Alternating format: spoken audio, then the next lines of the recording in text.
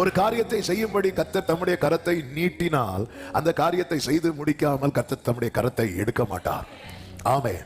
நான் நினைத்திருக்கிறபடியே நடக்கும், நான் நிர்ணயித்தபடியே நிலை நிற்கும் என்று அவர் சும்மா சொல்லல. அவர் சும்மாவே சொல்ல தெரியாது அவருக்கு. ஆமென். அவர் சும்மா சொன்னா கூட அது நடக்கும். ஹல்லேலூயா. அவர் சும்மா ஆமென். பாருங்க, சில நேரத்தில் ஆண்டவர் சொல்றது அப்படிதான் இருக்கும். ஒரு தகப்பன் வந்து ஆண்டவர்கிட்ட வந்து நிற்கிறான், என் பையனுக்கு சுகத்தை தாங்கன்னு. ஆண்டவர் பார்த்தாரு, இது அற்புதம், நான் மட்டும் ஓடி ஓடி வாங்க அப்படின்னு சொல்லி ஆண்டவர் வந்து பேசுறார். பேசும்போது ஆண்டவரே என் பையனுக்கு சுகத்தை கொடுங்க, போ பையன் சுகமாயிட்டா போ அப்படி சொல்லி அப்படி சும்மா சொன்னது போலதான் இருக்கும். ஆமாம். அவன் வீட்டுக்கு வந்து பார்த்தா பையனுக்கு சுகம் கிடைக்கும். எப்போ கிடைச்சு அப்படி சொல்லிட்டு அவன் விசாரிக்கும் போது அவங்க இந்த டைம்லன்னு சொன்னாங்க. அந்த டைம் தான் அவர் அந்த வார்த்தையை சொல்லி இருப்பார். அவன் எவ்வளவு அதிகாரம், எவ்வளவு வல்லமை உள்ளவர். அவர் சொன்ன, அவர் எங்கேயோ இருந்து சொல்றாரு, தகப்போனா அவர்கிட்ட நிக்கிறான், பையன் எங்கேயோ இருக்கிறான். அவர் சொல்லி முடிக்கிறதுக்குள்ள, அதனாலதான் வேதம் சொல்லுகிறது அவருடைய சொல் மகா தீவிரமாய் செல்லுகிறது. ஆமென் சொல்லுங்க பார்க்கலாம். ஹல்லேலூயா. கர்த்தருக்கு மகிமை உண்டாவதாக. அவ்வளவு பெரிய தேவனை நாம் ஆராதிக்கிறோம். பலத்த கையுடன் இஸ்ரவேலரை எகிப்திலிருந்து புறப்பட பண்ணுவேன் சொன்னார். அப்படியே செய்தார்.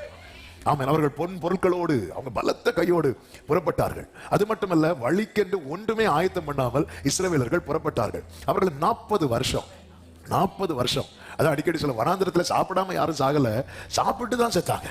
வனாந்திரத்தில் செத்த ஒரு கூட்டம் எப்படி செத்தாங்களாம்? சாப்பிட்டு செத்தாங்க. ஆமென். ஒரு குறையில, காலையிலன்னா அப்படி மண்ணா இருக்கும், ஃப்ரெஷ்ஷா இருக்கும். ஆமென். ஃப்ரெஷ்ஷா கொடுக்கிறார். மாலையில காடை. ஆண்டவர் பாருங்க, அவங்களுடைய பாதரட்சை கூட தேய்ந்து போகல, கால் வீங்கல, வஸ்திரம் பழசாகல. 1-2 மக்களே இல்ல, லட்சங்கள் புருஷர்கள் மட்டும், 6 லட்சம் புருஷர்கள். ஏன் அங்க புருஷர்களுடைய கணக்கெடுக்கப்பட்டிருக்கிறது அப்படின்னா, பார்வோன் சொல்லுவான், ஒரு ஆண் பிள்ளை கூட உயிரோட இருக்கக்கூடாது, ஒரு ஆண் பிள்ளை கூட. அப்படிப்பட்ட இடத்துல 6 லட்சம் பிள்ளைகளை கர்த்தர் வளர பண்ணி புருஷர்களாக்கி இருக்கிறார். நல்ல கரங்களை தட்டி, எவ்வளவு பெரிய தேவனை தெய்வமாய் கொண்டிருக்கிறோம். எந்த இடத்துல சத்துரு ஒன்ன தளர பண்ணுவான் நினைக்கிறானோ, அதே இடத்துல வளர பண்ணுகிற சர்வ வல்லவரவர். என்னை நோக்கி கூப்பிடு, அப்பொழுது நான் உனக்கு உத்தரவு கொடுத்து நீ அறியாததும் உனக்கு எட்டாததுமான பெரிய காரியங்களை நான் உனக்கு அறிவித்த பெரிய காரியம்லாம் இருக்குல்ல, நீ என்ன கூப்பிடு, நான் உனக்கு சொல்றேன். அப்படி நான் சொன்ன காரியத்தை எல்லாம் அவன் உறுதிப்படுத்துவேன், செய்வேன், நிறைவேற்றுவேன்.